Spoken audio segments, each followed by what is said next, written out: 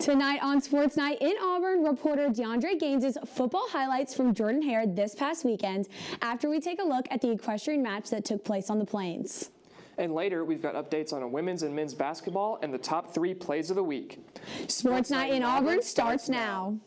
Auburn, Alabama, the best atmosphere in all of college sports. He drives and slips. Welcome to Sports Night in Auburn. Gone deep to the left. Welcome to Sports Night in Auburn. Sideline. Going to the end zone. Welcome to Sports Night in Auburn. And welcome back to Sports Night in Auburn.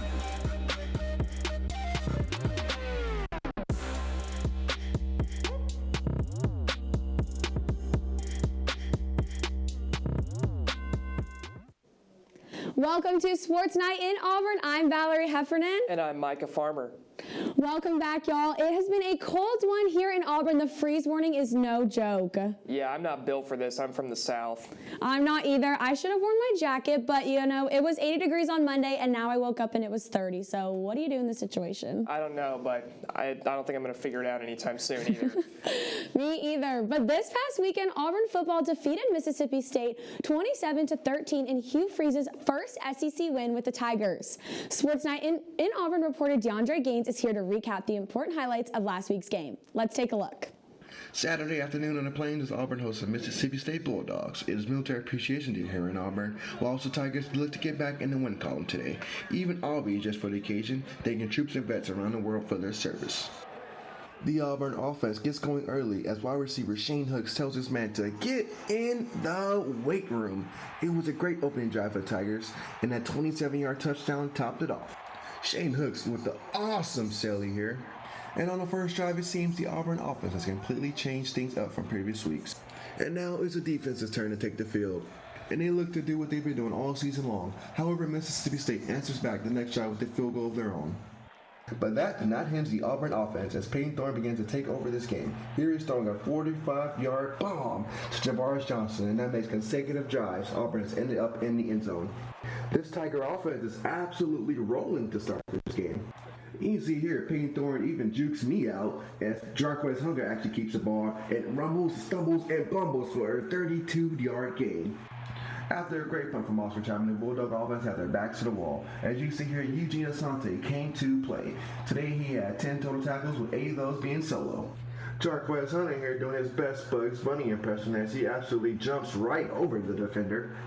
And here Peyton Thorne tops off the half with the 7-yard touchdown pass to Jeremiah Cobb, making the score 24-3 going into halftime.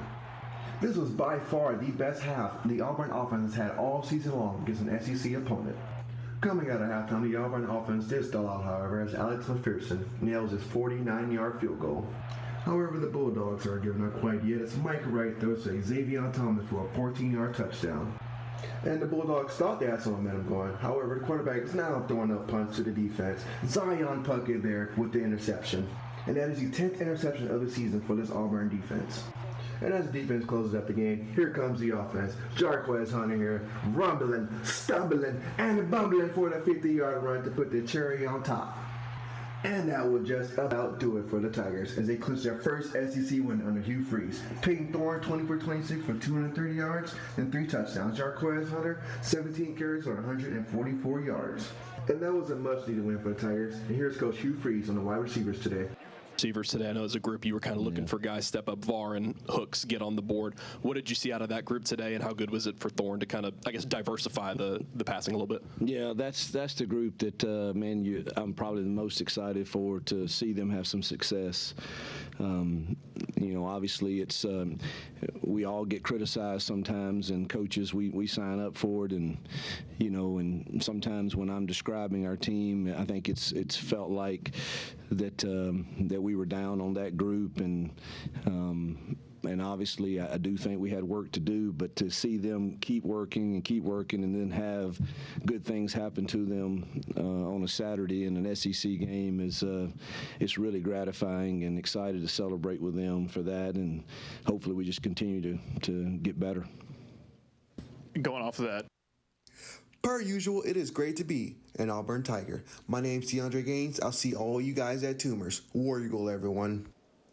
In other football news, Gunnar Britton was named SEC Co-Offensive Lineman of the Week for the second time this season, alongside Tennessee's John Campbell Jr. Connor Liu was named SEC Freshman of the Week. In his first ever career start, he took over the center position after Auburn starting center Avery Jones got injured. He held Mississippi State to 0 sacks on the day. The Auburn Tigers compete against Vanderbilt this upcoming Saturday at 3 p.m. War Eagle. At the football game versus Mississippi State this weekend, Sports Night in Auburn reporters Jack Corbett and Lydia Welch took us behind the scenes and showed us the amazing tailgating atmosphere on the Plains that happens every home weekend. Over to you, Lydia and Jack. What's up, Auburn family? I'm Jack Corbett, and today we're here to look at all the tailgate options we have to see who the best fans on the Plains are in our new segment, Party on the Plains. We're here with Connor. Connor, what's your favorite part about tailgating? The food, free food mostly. Food right there? Yes, sir. What we got going? We got some sausages by the looks of it. I just smelled it so far. All right, I'm here, Hudson and Hawken. We're gonna be running some routes today. Y'all ready? Yes, sir. Yeah. All right, let's do it. So we've been tailgating since 1941. Not technically, but we've been friends and family since 1941. One year, Mother and Daddy were taking some of us in the motorhome up to the Vandy game. And she had made this huge pot of chili. And here we go taking off down the road, and we ran around a curve, and we had forgotten to secure the pot of chili. We ended up with chili all over the motorhome. We're with Auburn's Nana here. So we heard you wanted to give us a tour of the bus. Yes, come on, guys. Let's go. Yes. How's it going? Good. Good. Are you excited? Yes. Show us the bus. Wow. You get to sign the bus. When you visit the bus, you have to sign it. There we go. How high can you throw a toilet paper roll at Toomers? 104. Your favorite color? Blue and orange and white. Is that because of Auburn? I think you're the best interview I've ever had. I got burned before. This has been Eagle Eye TV. I'm Jack Corbett, and I'm here with Campbell. War Eagle! Wrapping us up with football is Kegan Miller with his college football picks of the week. Let us know if you agree or disagree with Kegan on our Twitter at EETV_sports. Check it out. Howdy, I'm Kegan Miller, and right here behind me is Auburn's famed Sanford Hall, a hall that's been here, well, a lot longer than I have, that's for sure. And just to my left over here is Toomers Corner, the legendary spot on Auburn's campus where fans flock in front of Sanford Hall, roll on down to Toomers Corner to roll the trees of toilet paper. They've been doing it for years, and then they even did it last Saturday over a win against Mississippi State. But let's look ahead to this weekend's matchups. We have some matchups that could shake up conference play, conference championships, and even the playoffs. Let's start in the Big 12. When Kansas State goes to Austin, Texas, to try their luck against the Longhorns. I see this game going Quinn Ewers and Texas' way, however. They've done a good job keeping the turnover numbers low this year, and they keep doing that this weekend, and they inch one step closer to the conference final. In the Pac-12, we have two legendary quarterbacks making a name for themselves in college, looking to get on to the next level, and they will, trust me. That's Michael Penix and Caleb Williams. They battled out this year, but Michael Penix has proved already this year that he can beat the Pac-12 threats and be the top dog in the Pac-12, and they keep doing that this weekend. Michael Penix is going to carve up USC's defense. I just see it happening, and I don't think Caleb Williams in that offense can keep up enough with Michael Penix to win the game. I'm going with Washington. And hey, we have some huge matchups in the SEC this weekend. That's my backyard, folks. But let's start with LSU going down to Crimson Country to take on the Crimson Tide this weekend. Another year, another big game that could shake up the SEC West between these two teams. We feel like we talk about it every year, and here we are again. This is going to be a gritty battle just like the rest of them. However, I think Saban's defense plays with a little more grit and clears a path for Alabama to win the game. That is, if they can get past the first half, however. I know that's been scary for Alabama this year. And finally, the highly anticipated for me at least, Missouri and Georgia. We saw what Missouri could do last year against Georgia when they weren't even having a season nowhere near this good. But I like what I'm seeing with Brady Cook and Luther Burden, and I think that's just enough after using the whole bye week to prepare for this game to beat Georgia. That's right, ladies and gentlemen. I am taking the upset, and I'm super excited to watch this game. Let me know what games you're excited to watch, and I can't wait to hear what y'all have to say on Twitter. That's all I got. Adios. Thanks, Kegan. I completely agree with you about Missouri. I think Brady Cook, Luther Burden going to be way too much, and Kamari Lassiter for Georgia, unless they want to follow him across the field with Luther Burden, I think Missouri's got this one. Well, you see, a Georgia loss is an Auburn win, so I've got to agree with you on that. I'm picking Mizzou. When we come back, we have our weekly weather report by reporter and anchor Jack Corbett, as well as volleyball and equestrian cover. But before we go, Micah, what time is it? Well, if you let me just check my watch right quick, I believe it's trivia time. You are correct. And here is a question about Auburn spirit. Finish this line from the fight song War Eagle. War Eagle, fly down the field. Is it A, give 'em hell, B, ever to conquer, never to yield, or C, War Eagle? Let us know what you think the correct answer is on our Twitter at EETV_sports. We'll be right back. You're watching Sports Night in Auburn.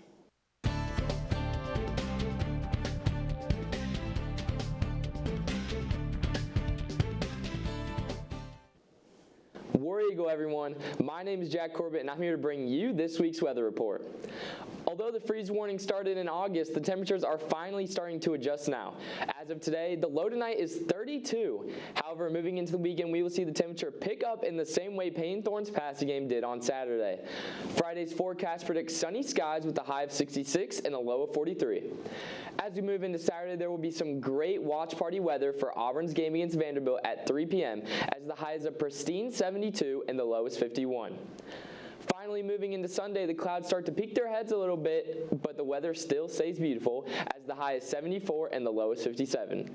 This has been Jack Corbett with your weather report, and you're watching Sports Night in Auburn.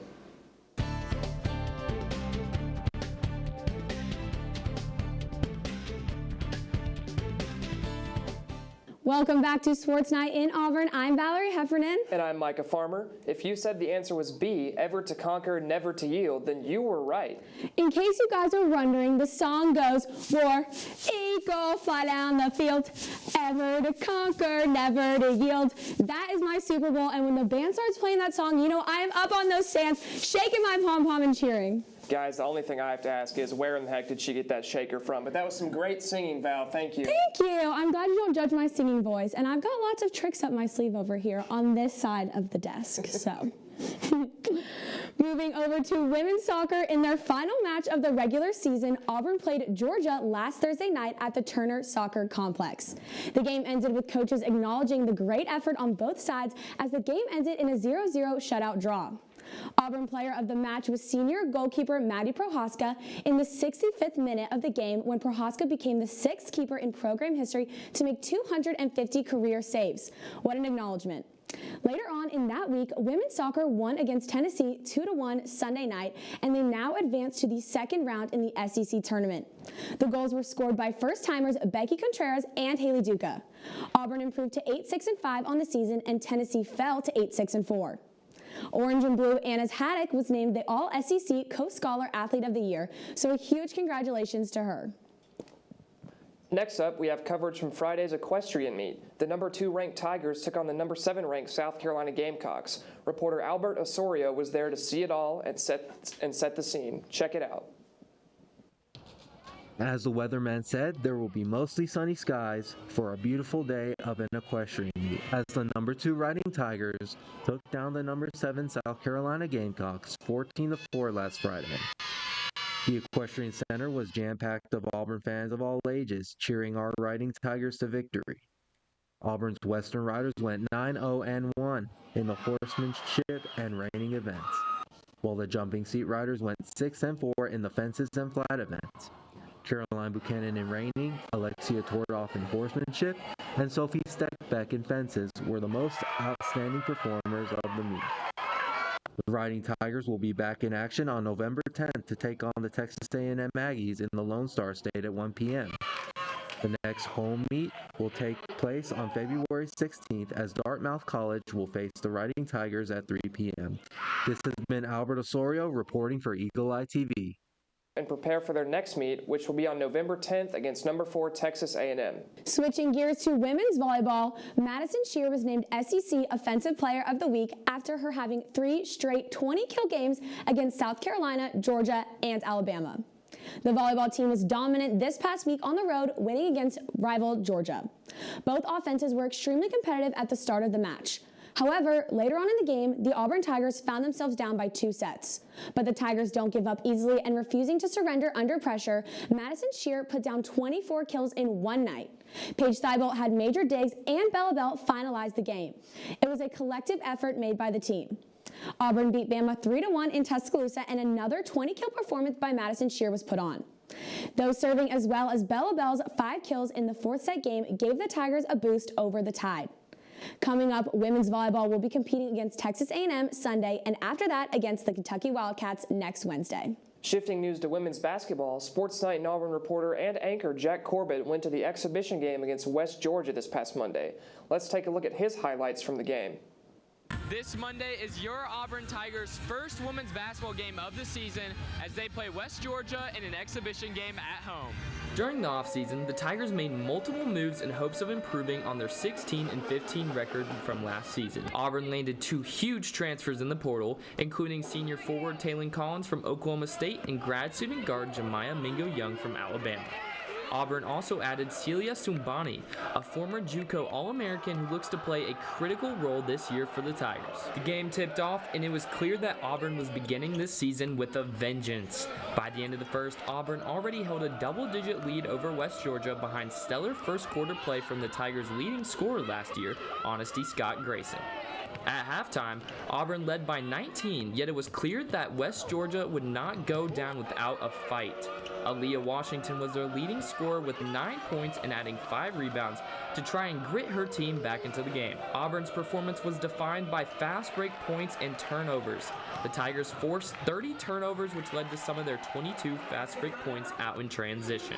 Standouts for Auburn included transfer Taylon Collins, who led all scorers with 15 points and added 5 rebounds and 2 steals. 6-man Marshawn Bostic also made the argument of why she should be starting point guard, coming off the bench to dictate the offense while contributing 8 points and 5 assists. Finally, Celia Sumbani showed why she was a JUCO All-American, dropping 14 points on a perfect 7 for 7 from the field while adding 4 steals on the defensive end. That's all from Neville Arena. Final score, your Auburn Tigers 77, West Georgia 49. For Eagle Eye TV, I'm Jack Corbett. Thank you for watching. War Eagle. There will be an exhibition game at home versus Columbus State on Thursday, and then next week, Auburn will open their regular season against Jacksonville State on November 6th. Moving over to men's basketball, Janai Broom was named to the Kareem Abdul-Jabbar Center of the Year Award preseason watch list. Wow, try to say that 3 times fast. The men's basketball team is currently playing in an exhibition game versus Auburn Montgomery tonight. You can catch the Auburn Tigers competing against number 20 Baylor next Thursday, November 7th. Sports Night and Auburn reporter Joleigh Cavanagh is giving us insight on where these Auburn football and basketball players are today from the NFL to the NBA. It's time From the Plains to the Pros. Let's take a look. Welcome to From the Plains to the Pros. I'm your host, Joleigh Cavanagh, and this week, not only were there some great performances from former Auburn Tigers, but there also were a lot of practice squad moves and injuries. So let's get started. Starting off on Thursday Night Football, the Tampa Bay Buccaneers took on the Buffalo Bills. Although Tampa ended up losing 24-18, 2 former Tigers had some action. The first half of the cornerback duo, Jamel Dean, had another great game.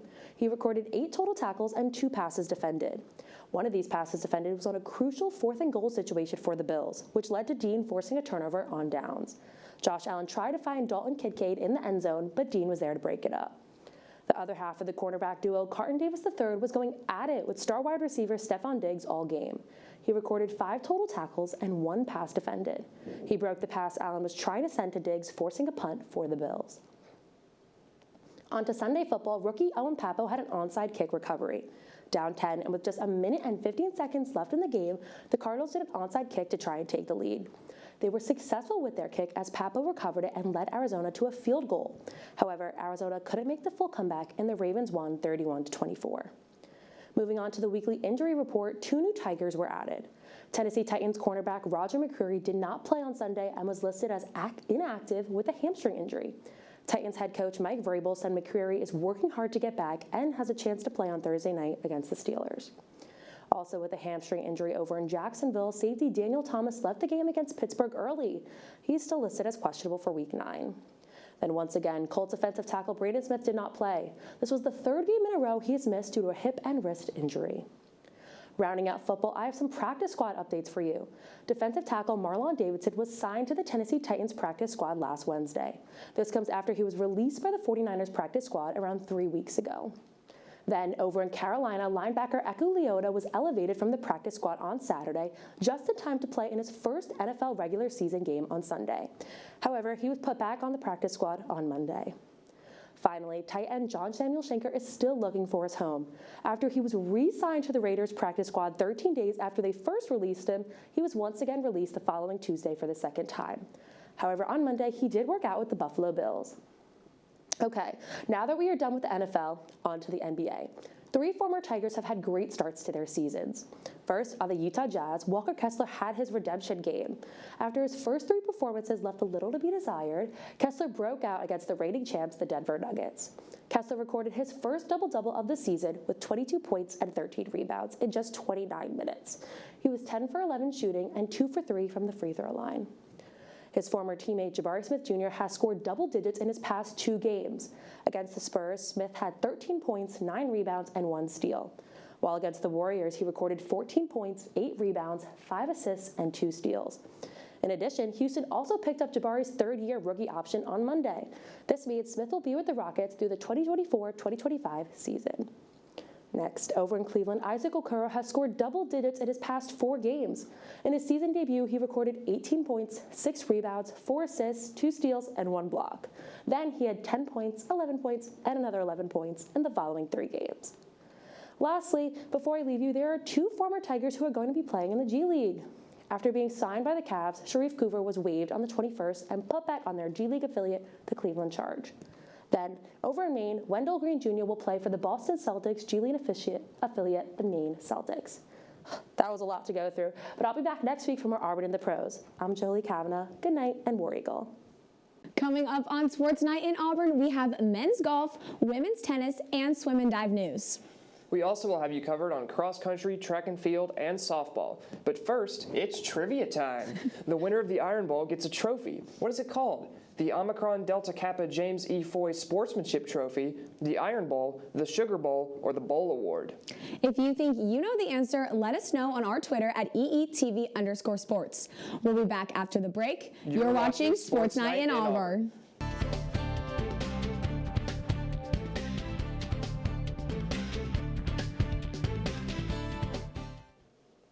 Welcome back to Sports Night in Auburn. I'm Valerie Heffernan. And I'm Micah Farmer. If you thought the answer was A, the Omicron Delta Kappa James E. Foy Sportsmanship Trophy, then you were correct. And you're much better at reading that name than I am. Although the game itself was called the Iron Bowl, the winner pretty much owns the state for the next year. And the trophy is the ODK Foy Trophy. James E. Foy was the assistant dean of students at both of the universities, hence why his name was involved. You know, I had no idea that was the name of the trophy, did you? I didn't either. I knew we had Foy Hall, but I didn't know we got the trophy as well. Lucky guy. Right? See, good thing we do these trivias because I become more well-rounded. Number 3, men's golf closed out their fall season on Tuesday at the Cypress Point Classic in Monterey, California. They competed against Pepperdine and Georgia Tech in exhibition matches on Monday and then Stanford on Tuesday. The Orange and Blue fell to Pepperdine in their first matchup, but were able to come back and beat number 5 Georgia Tech in the afternoon round. They looked to defeat Stanford the following day, and guess what? They did it in dominant fashion by a score of 5-1 on Tuesday. Brendan Valdez, Carson Baca, J.M. Butler, Alex Volgasong, and Jackson Koivan each won their single matches against the Cardinal. This was the last tournament of the fall season for Auburn, and the team will be back for their spring season in February. Moving on to women's tennis, the team traveled to Tuscaloosa this weekend for the Roberta Allison Invitational. Freshman Ava Esposito Kegan had a great performance and won her singles draw. She started off on Friday with 2 victories and then claimed her draw with a win in the finals on Saturday. She also earned a doubles victory with senior Adeline Flatch. Flatch, along with Ali Spain, also each won a singles match during the tournament. The Orange and Blue have started competition in San Diego, California at the ITA National Championships today, with matches ending on Sunday. On to swim and dive. The men and women's team both competed in Columbia, Missouri last Wednesday against both Mizzou and Indiana. The Auburn Tigers defeated the Mizzou Tigers in almost every match and fought hard against the Hoosiers as well. The number 10 Auburn's men team beat number 20 Mizzou 204-95, but lost to number 5 Indiana 181-117. Number 18 Auburn women's swim and dive also beat Mizzou with a score of 227-73, but lost to number 9 Indiana 177.5-118.5. Coming up for swim and dive, the orange and blue will not have a meet until November 16th when they head to Athens, Georgia for the UGA Invite. Sports Night in Auburn reporter Paige Hunter is here to break down her top 3 plays of the week. Be sure to share yours with us on Twitter at EETV_sports. Over to you, Paige. Thanks, Valerie. Welcome back to another week of Auburn Top 3. After big wins from Auburn football and Auburn soccer, we've got some good plays for this week, so let's get right on into it. Starting at number 3 is an amazing touchdown by Sean Hooks to give the Tigers their first points of the game and put them up against Mississippi State.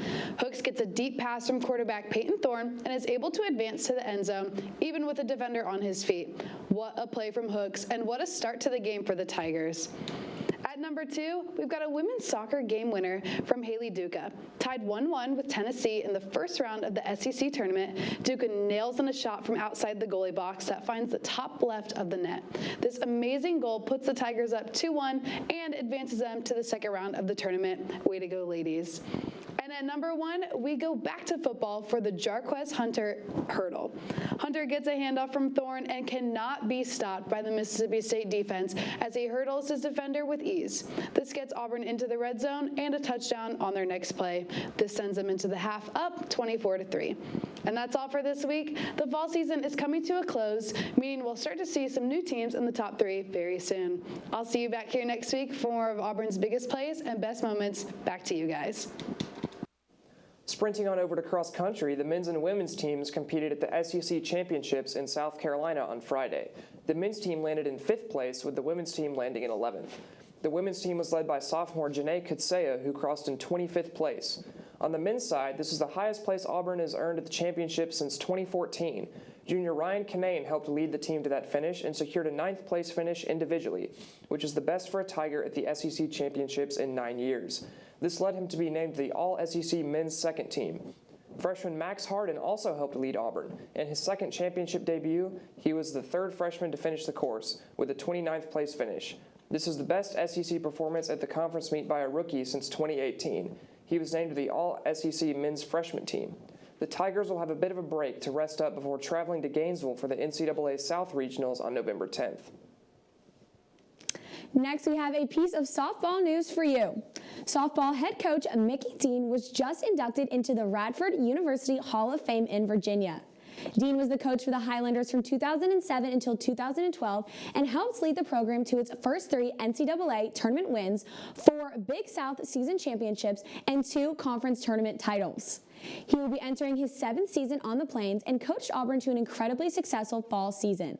The team went undefeated and outscored their opponents 91-9 with 4 shutout victories. He also helped the Tigers to a winning record of 43-19 last season. He looks to have yet another great season when softball picks up play again in February. Let's talk about the basketball top 25.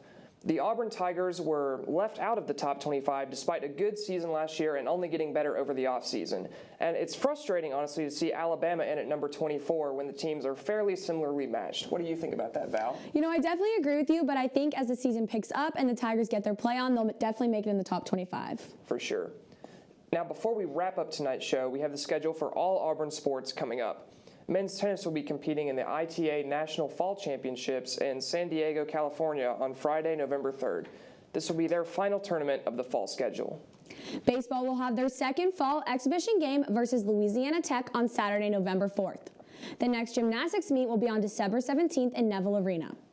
Women's golf will be competing next on February 4th at the Lady Puerto Rico Classic.